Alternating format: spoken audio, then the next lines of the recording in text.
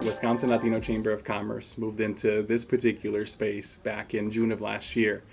We purchased this facility in May and moved in June. It used to be the old or former location for Rough Knit and Style, the old cabin furniture store, hence all the beautiful wood around this facility. And so, we're in the process of remodeling this entire space to create what's going to be called the Wisconsin Latino Economic Gateway, right? And it's going to be a one-stop shop for entrepreneurism and business development, a place for Latinos to really be able to come and network and build their business in a way that is conducive to their realities. And so it's a beautiful space right now as it is. Folks walk in and say, well, you don't have to remodel anything, but the reality is that right now the space really isn't conducive to the work that we're doing and the kinds of events, right, that we're hosting for our business partners. And so, come February, the Chamber was recipients of the 2023 Floor 360 Design for a Difference Award. And so in February, Design for a Difference is coming in as remodeling from the reception all the way to the training and event space back here. And so all these offices are going to be torn down. I don't know much about the design, but from what I hear, it's going to be a really impactful and beautiful design in itself. And so, that sort of kicks off our capital campaign, which is where we're looking to raise about $14 million to fully renovate and convert this space into a one-stop shop for entrepreneurship and business development. I am wired on coffee, but I am really excited to be here in front of you all and have, of course, represented here, the Department of Administration, as well as so many other partners here that come from around the state of Wisconsin. Once again, Javier Acevedo. I am the Chief Development Officer and Managing Director of Operations here at the Wisconsin Latino Chamber of Commerce. And I wanted to take a moment to really quick also introduce some of the staff that is here present as well. Reflecting back on the early days of the Chamber, the Chamber has grown significantly over the past several years, mostly within the last 3 to 4, right? And so from the acquisition to this building to the expansion of its statewide, lead tour, which stands for Latinos Enhancing Economic Development. And so, it's completely revamped the Chamber's current programming and its current sort of capacity, right, to serve individuals, not just here in Dane County, but throughout the state of Wisconsin. Right now, the Chamber has representation in more than 20 counties throughout the state of Wisconsin, where we've strategically hired and placed individuals in Green Bay, Platteville, Beloit, and soon to be potentially Stevens Point. And so, there's strategy, right, in all this, and making sure that our Latinos, one, are well represented, and two, they have the tools and the resources they need to succeed. And so I'm glad to be able to represent the Chamber and the many, many members and followers and business partners and supporters that we have throughout the state of Wisconsin here during this platform. And so welcome to the Chamber, welcome Department of Administration, as well as welcome to all of you who are present here today. I do want to welcome you all to eat. The food is amazing. My stomach is rumbling right now, and so thank you to Al Pastor who catered today's event as well. And so, yes, those of you guys who have already tried the food. And so, the Chamber exists in many, for many reasons, right? And so the Chamber's primary area of focus is support business owners, Latino businesses around the state of Wisconsin. Not just that, but also Latino professionals and organizations that are doing the work and serving our Latino communities. And so, there's a lot that we do from our programs that are specifically focused on developing businesses and enhancing the opportunities to allow businesses to scale, right? So from one of our most successful programs, which is Tu Empresa, which a lot of folks know. Actually, we have some folks who have actually partnered with Tu Empresa here, graduates from Tu Empresa as well, which translates to your enterprise. And Tu Empresa is actually a program that was brought in by our current executive director, former vice president of operations, Jorge Antesana, who couldn't be here with us today, but sends his love and good energy our way. He was brought into the Chamber with the intention of developing an incubator program. And that dream of developing an incubator program turned into a huge reality in catering to a very big need, right? And so Tu Empresa is a 14-week program dedicated to serving the business owner, entrepreneurs at any point in their journey. And so since its inception, Tu Empresa has graduated well over 800 students across the entire state of Wisconsin. What started off as an in-person workshop, I would say thanks to COVID, right? Not to thank COVID in any kind of way, but COVID really did teach us a lot. And it really also gave us the tools to branch out in a virtual capacity, right? Leverage these workshops, leverage this education and specialized training to business owners that didn't have the access during that very, very troublesome time, right? An isolating time. And so since then, Tu Empresa has branched out. We've had folks participating in Tu Empresa even from out of state, as close as Illinois, as far as Florida, actually taking part in this program. And so from Tu Empresa, several other programs have actually also been developed as a result of it, right? To really cater some very specific needs. One of our second, I would probably say, most successful programs right now is Futuro, which is a future, translates to future. And Futuro was developed with the primary intention to cater to the childcare deserts here in Dane County. And so Futuro is also a business incubator program, but it's specifically tailored to the childcare industries. And so we've graduated thus far thanks to a Dream Up grant, a $75,000 Dream Up grant that we got in 2022. We've been able to graduate about 24 childcare specific entrepreneurs. And so with the end goal that they start and open their business by the end of this program. And so it's been a great program. We're currently refining and enhancing that program to actually take it out of Dane County and into some more rural areas where we've seen a spike and also interest in initiatives, specifically in the childcare areas, but also in areas where we've seen identified as childcare deserts as well. And so Futuro is also a huge program, very successful right now. We're looking forward to refining and expanding it across the entire state. From technical assistance, you know that the chamber serves in many other capacities as well, but technical assistance is one of our main focuses. Being in a position to serve our Latino businesses and anyone who walks into that door, being able to provide a very specific, tailored technical assistance means a lot to folks. And so the great thing about the chamber, what I've witnessed since I've been here, and I'm a long-standing member of the chamber and volunteer of the chamber. I've been in this role for about a year now. I'm a year, celebrating a year now. And so, you know, I'm excited to see the growth. I've witnessed the growth since its inception. I've been a long-standing member of the chamber and volunteer.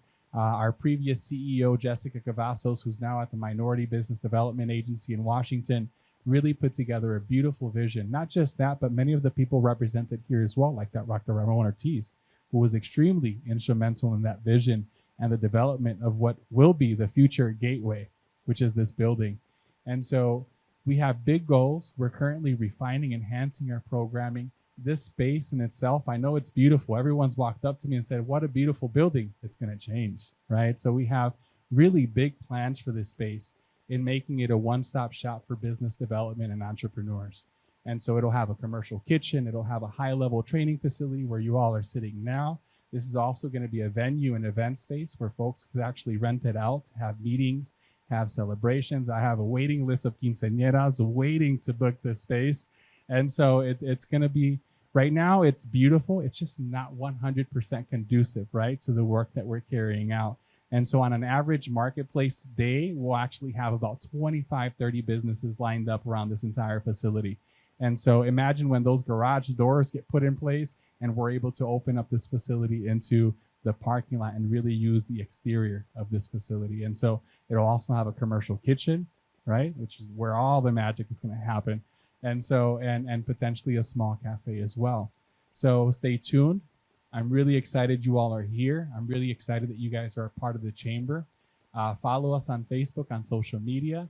Talk to us. I do want to recognize some of our staff, and they're finally in here. If you guys can quickly stand right before I pass the mic, we have Abraham Martinez. Abraham Martinez is our Director of Finance and Administration. And so he is the man that makes the books go round. And so we also have Nilda Bernier, who is actually our Associate Director of Partnerships and Business Engagement. And so she's leading the efforts around the state with connecting with Latino businesses and engaging them in services. I also have Giselle Tejeda. Giselle, where'd you go? Giselle is our core, or she's actually handling the front right now, but we have Giselle Tejeda, who's also in our accounting department as well, one of our accounting and finance coordinators. Desiree Gonzalez as well, who is our front desk reception administrator, and Gabriela Villacana as well, who is our program manager, who's sitting right back there. If we can get a huge round of applause for them, because they are the ones doing the work. They're the ones leveraging our programs. They're the ones connecting with members and with businesses, providing that specialized technical assistance. And, you know, they're the first ones folks see before they get to me, Abraham, or Jorge. And so, you know, in recognizing their hard work and the work that's really rolled out over the past several months, I wanted to acknowledge them because, you know, it really does take a full team. Not only that, it takes a full community to make this kind of work really go round. And so I value all of our partners sitting here today, including the Madison Black Chamber of Commerce, WEDC, DOA, and Madison College as well, which has been an amazing partner over the past several years. And so I will pass the mic. Like I said, Alex, I told you I was wired on coffee, so you got to kind of like cut me off. And so, you know, we do have programs as well, other programs that are tailored to food and beverage industries, like our Serve Safe certification program, as well as financial literacy initiatives that are currently being refined and rolled out as well. Thanks to DOA and Governor Evers' investment through the Diverse Business grant as well, we will be rolling out a series of business, a business investment program as well that's going to be really targeted and tailored to support businesses, not just here in Dane County, but throughout the state of Wisconsin.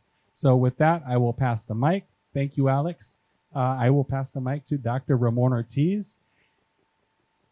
Voila. Thank you very much, Javier. First of all, I want to start by thanking all of you who are here today. Today is both a productive meeting to focus on certain discussions at hand, but also a moment to not just celebrate Hispanic Heritage Month, but more so, I like to think of recognize an emerging reality. What I'm going to talk about very shortly in about the 5 minutes that Alex gave me, and if I go over, let me finish. I'm going to take you on a journey. I'm going to take you on a journey that'll help you understand this point in time. And this journey will take you across multiple points of discussion. We will talk about Latinos as an emerging ethnic demographic reality in this country. We'll talk about geopolitics. We will talk about the impact of Latinos on the national level and what that means for Wisconsin. And then lastly, some questions that you can entertain amongst yourselves as you continue this discussion. When it comes to Latinos or Hispanos or Hispanics or Latinx, that is a reflection of our community and how we are perceived. Most people don't know what to make of us. They don't understand us. And in many respects, it's because Latinos as a community, we are both a social and a historical paradox.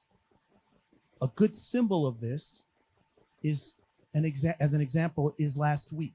Last week, a certain group of people celebrated Columbus Day. Another group celebrated Indigenous Peoples Day. In our community, we celebrate El Día de la Raza, neither celebrating the discovery of America or the indigenous people, but rather celebrating El Día de la Raza, the day of the race, the day of our ethnogenesis. Because Latinos as a group, our identity is deeply interwoven in every aspect of both American, North American, and European and African identity. We are a cultural, racial milieu. We are indigenous to the North American continent. We are also the very first settlers. We named all the southwestern states. And if you're watching the news, and hopefully you're not watching Fox News, we are the most recent arrivals. That is who we are. And it's difficult for this country to come to terms with that because we cannot easily be put in a box. Geopolitics. China, Taiwan, Hong Kong supply chain. You're probably thinking, what on earth does that have to do with anything about Hispanics? I came to the chamber. I just want to know who needs a local supplier. Well, that's very important because Latinos, by nature, our presence is both an international phenomenon with local implications. China has been the largest manufacturer for the world, the greatest trading partner for the US for the past 30 years. Taiwan has now created a conflict with the United States. China is now a geopolitical threat. COVID has disrupted the supply chain. Part of China's emergence and success in the global economy was the gateway that it had to the Western market, which is Hong Kong. That very same supply chain is now being repositioned south of the border. Mexico is now Hong Kong because Mexico has the financial and technical infrastructure to serve as a segue for trade between the United States and the rest of Latin America. Mexico is also a medium-skilled economy that has the ability to partner with lower-skilled labor in Central and in South America.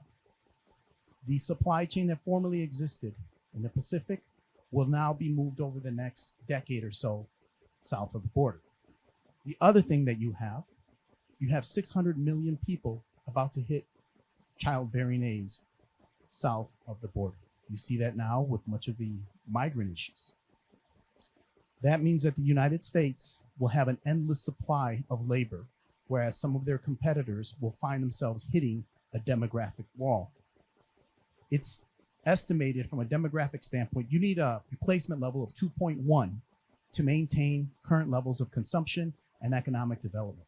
The United States has been 1.7 for the past number of years.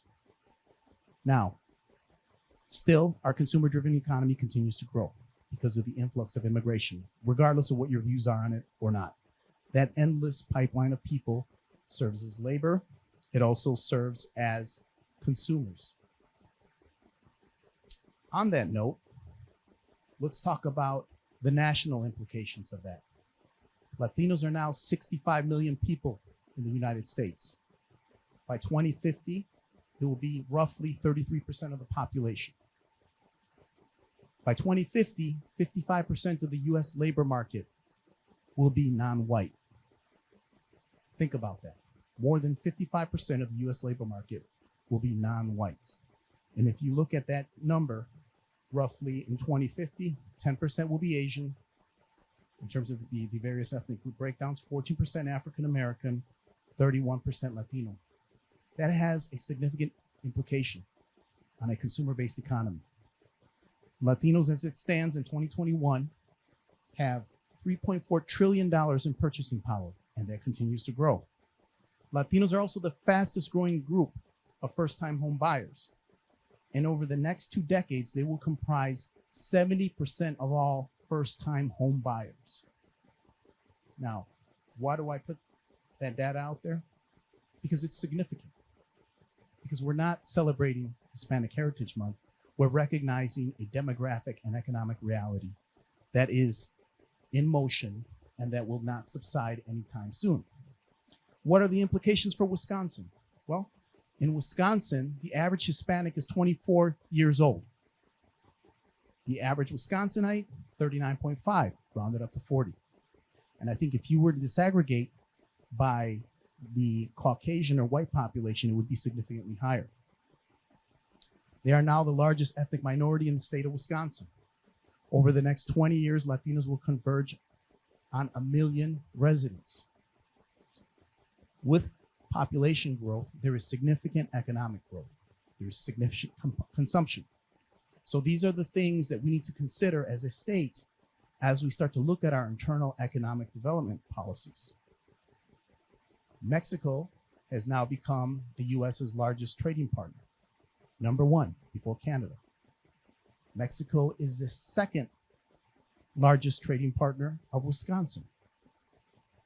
If you look at the various sectors in agriculture, Your dairy industry, 50% of your labor force is made up of people of Hispanic descent. That's a significant amount. That means your dairy force could not function without that population. There are about 105,000 households in Wisconsin that are Latino households. They generate about $263 million a year in tax revenues. And that will just continue to grow. Now, the Latino Chamber, we have more than 600 members. Latinos in general are a very entrepreneurial group, is evident by the 600 plus members that we have. That said, clearly there are challenges. You have people acclimating and adjusting to a new society. Many of the same issues that our community struggles with are also reflected in other marginalized communities. Many of the same solutions are the same, but they're all unique cultural contexts. So as you begin to have your discussions and you talk about economic development, I would ask that you please focus on three things that we as a community need greater emphasis in if we're going to continue to grow and become a significant productive part of this growing national economy. Think about human capital and everything that comes with that. Javier just spoke of Tu Empresa. That's entrepreneurial training that is culturally responsive. When people say, what do you do with the chamber? Why are you guys so successful? I point them to entrepreneurship classes that they do at the Black Chamber and Madison College. And what makes ours unique is that we do it in a language that is intelligible to people. And we have been very successful in doing that. Think about social capital, the connections that people need to be more thoroughly integrated into the mainstream economy, because their contributions are what's going to fuel the future economic growth of the state of Wisconsin. And think about economic capital, access to working capital. In general, Latinos tend to start their businesses with personal loans or money that they acquire and pool through family members. And we're not, if you look at the statistics, it's not like we're wealthy households, right? But we tend to pool our resources together and start a business. While that's a good way to start a business and it says a lot about the cohesiveness of a community, it's not the most optimum level to scale up a business. So the question of access to capital in terms of revolving loans, grants, and things like that. So as I bring my speech to a close, I want to again thank you for being here. And I want you to ponder on this moment in time, because we are living in a very unique moment in time. Demographically speaking, we're at a point where there's a pivot in this country. You are living in a very important period of time where the face of this nation is changing. You are living in what I like to call el momento hispano. So please enjoy the moment. Please enjoy the day. And what a lovely space this is. Javier was sharing with me the plans for the future, and it's just spectacular. So I wish you all good events, good classes, good training, and most of all, good community. The warmth of this room and this space, it just feels like a big hug. So I think it's great things are going to come from it. Well, on behalf of the Department of Administration, of Governor Evers, we're just delighted to be a part of this discussion, and we're very grateful to the Latino Chamber for hosting us today and for everything that you do to support small business owners. I'm very glad that we're able to be here to celebrate Hispanic Heritage Month and to highlight how entrepreneurs are supported in the state and what opportunities there are that exist for folks to do business with the state of Wisconsin. I know we have a few business owners here, some that are mature and some that are just starting out. So that's really exciting to me. And thank you for helping us celebrate the 40th anniversary of the Wisconsin Supplier Diversity Program. So happy anniversary. By trade, I'm a CPA. I am a small business owner, and I come from a long line of entrepreneurial women. And so somewhere in my DNA that desire to start a business is just born in me. But I know that starting a business is never easy. And I'm sure that many of you don't need me to tell you that Latino and minority business owners have an even tougher time, and they've had a tough time over the past few years with the pandemic. So I'm really proud of Governor Evers and our administration and the numbers of investments that we have made to benefit small businesses over the course of the pandemic, over the course of the bounce back and recovery. Today, of course, we're focused on the Supplier Diversity Program, but I wanted to take just a minute to share some of the investments that we have made that are really making a difference across the board. So first off, the Main Street Bounce Back Program with our partners at WEDC has provided a major boost to small businesses and communities in every corner of the state. Close to $100 million went to 9,600 small businesses in every county of Wisconsin, which is huge. 89% went to businesses with less than 5 employees. So we really had a commitment to find those small businesses and really give them the boost that they needed. 36% of the funds went to minority-owned businesses, and over 56% went to women-owned businesses. So it has been truly incredible to see firsthand the impact of the Main Street Bounce Back has had here in Dane County and literally all over the state. I do a lot of things in my role at the Department of Administration. We oversee just a huge portfolio, and I can say that my favorite part of my job is getting to go out and see the impact of these investments, to meet with business owners and hear their pandemic stories of how these grants either help them. I think we all had a lot of time during the pandemic to dream, like, what do I want to be when I grow up, right? What is my passion? And to really know that these grants were there to help people kind of take that first step and start a new business, or businesses that maybe have been struggling because of the pandemic, or to get struggling to get capital to expand, to have these grants, these funds able to help them expand their business. So I love to hear the story. Just the other day, I was in Janesville and got to meet Hector Tapia, who is the owner of Palm Kings Pomades. Can't say that fast 3 times. Palm Kings Pomades in Janesville. He received a Main Street Bounce Back grant to help him expand his business. And what he shared with us during his pandemics, like, they were about to close, they were at their wits' end, and then this grant came, and he said it was the CPR that he needed to move forward. And now they're actually thriving and expanding, and it's great news for both himself, his business, and his entire family.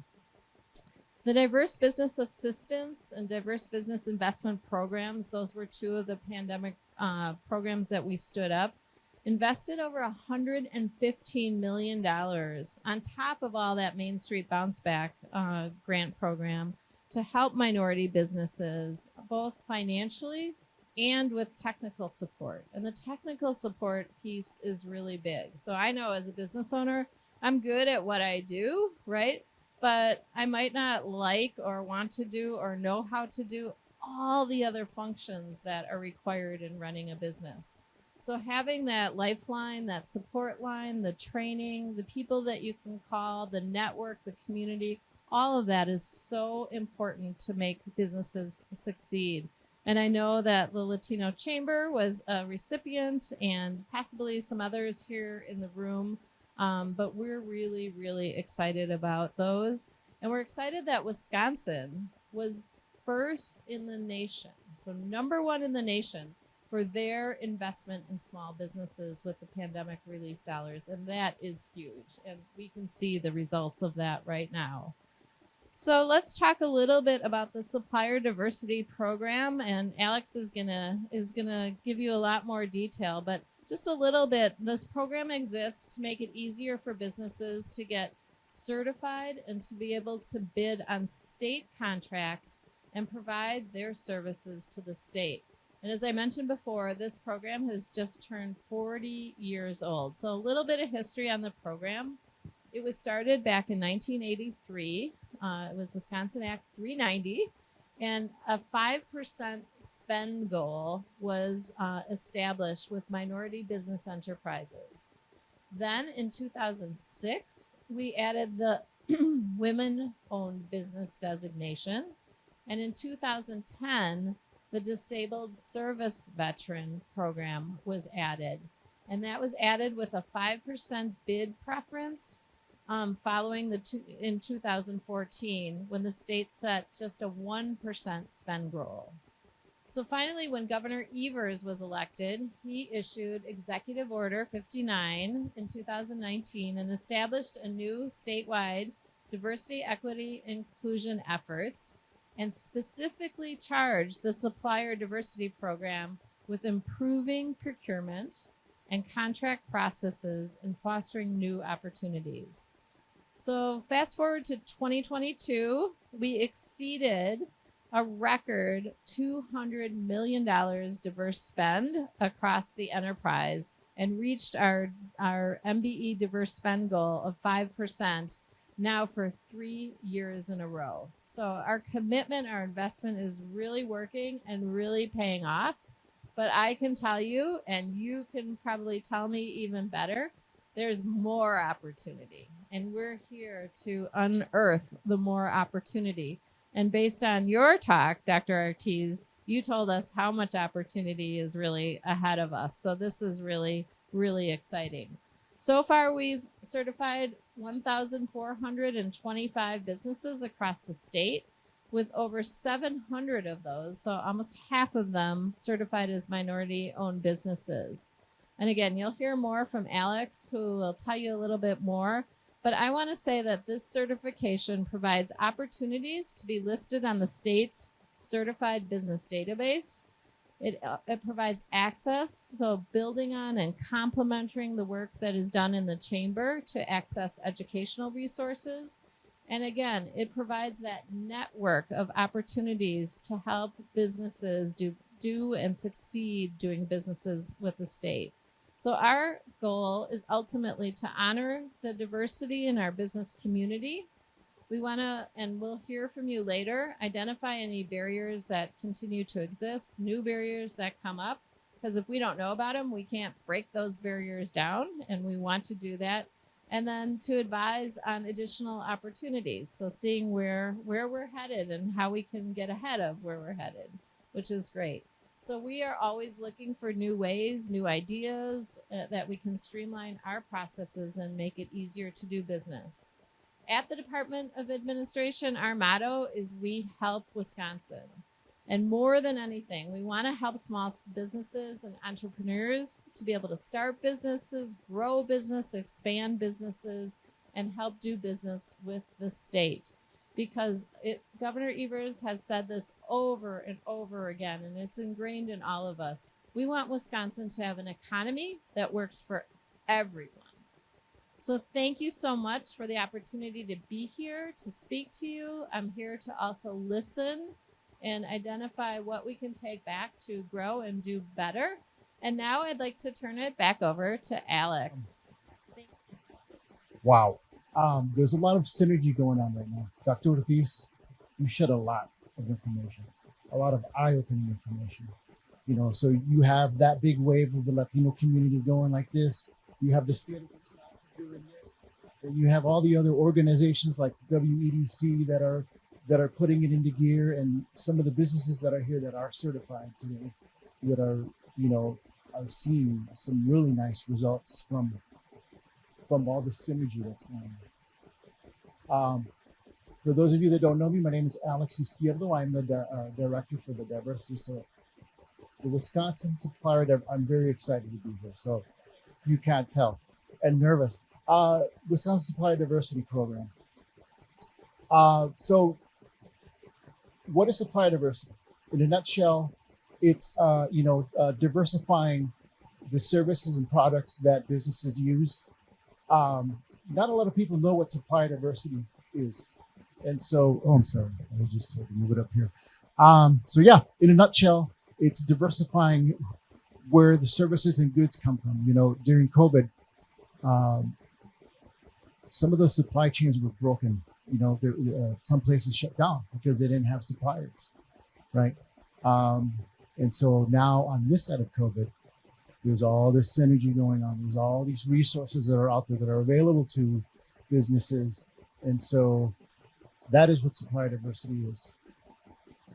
The secretary said, hey, we're 40 years old today. We are. We're not today, this year. We're 40. So yay us. All right, so what's our mission? We work with minority-owned businesses, women-owned businesses, and service-disabled veterans, and we get them certified, and we look for we connect them to the opportunities that are out there. And so, next slide, please. All right, so I want to debunk a myth, right? There's a consensus out there that the program only certifies large businesses, and the state of Wisconsin only does business with large businesses. That is not so. We work with all sizes from all industries. Next slide, please. And so, you know, if you go to the next slide. Once you get certified, we push people. We highly encourage people to get signed up with eSupplier. And eSupplier is like the brain box of the certification, right? You create a profile and you front load it with your codes, your NAICS codes and your NIGPS codes. Is that right? NIGP codes, yes, sorry. And the system will notify you when there's an opportunity for you to bid on that job.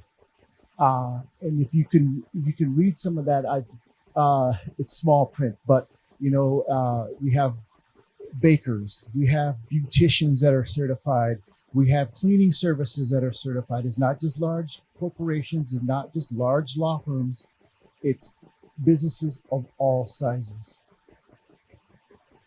All right, so obtaining the certification, you know, why should you consider getting certified? You know, prior to that, is it something that if there is an opportunity for you, are you able to sell your product or your service, right? Can you reliably deliver the high quality products or services that to scale, right? Do you have the capability? Do you have the capacity to do that? Are you open to disclosing your details? In a little bit, you'll see just the minimum that you'll need to get certified. And are you prepared to invest time to aggressively market yourself, right? Just because you get certified doesn't mean that it's a magic wand. It doesn't work that way. You know, there are many resources out there that you can take advantage of it, especially right now. So when you go to the website, and if you look on your table, there is an address strategically placed, so you can see it before you leave, or take it with you if you want. So if you go to our website, there's a self-assessment you can take to see if you meet the minimum requirements. There's a very nice checklist of everything you will need to get certified. The application is entirely online. There's a 30-day turnaround for if you submit your information. There's a 30-day turnaround, and then once you get certified and you get approved, that's where the work begins. Minimums.